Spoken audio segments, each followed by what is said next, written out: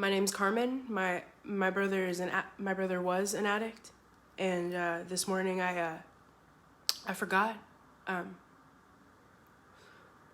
Before I came to Al-Anon, I was a cook. I'm still a cook. I'm just a different kind of cook, I guess. My brother and we would cook a lot together, especially when we were kids. You know, that's when we were closest. Food was always our common ground. We wanted to open a restaurant together. We had a name, we had a vibe, all of it. My brother could make you feel confident in yourself. You know, like when I was a kid, if I was nervous, I was scared, I wouldn't want to do something, he'd always tell me to just face it, you know, get it over with.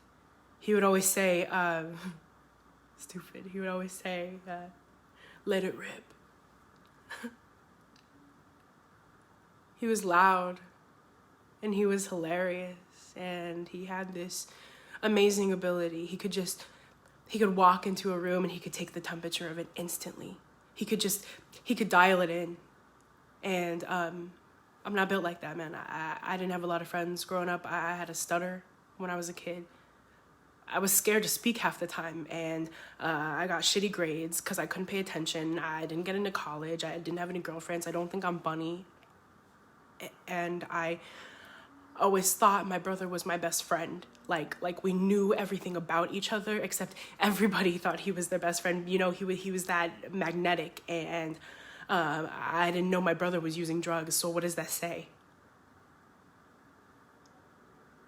As we got older, I realized I didn't know anything about him, really. He stopped letting me into the restaurant a couple years ago. He just cut me off cold, and that hurt, you know? And I think that just flipped a switch in me where I was like, okay, fuck you, watch this.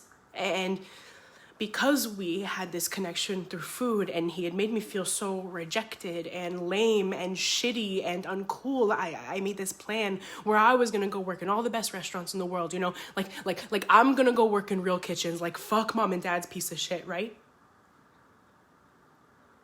And it sounds ridiculous, you know, me saying that now, but that's what I did. And I got the shit kicked out of me.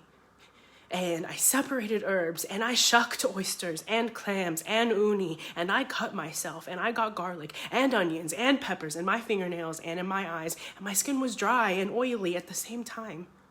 I had calluses on my fingers from the knives, and my stomach was fucked, and it was everything.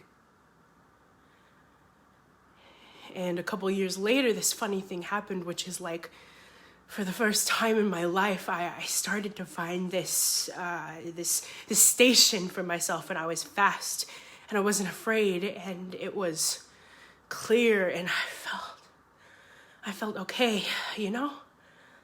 I knew which vegetables went together, proteins, temperatures, sauces, all that shit. And when somebody new came into the restaurant to stage, I'd look at them like they were my competition, like I'm gonna smoke this motherfucker.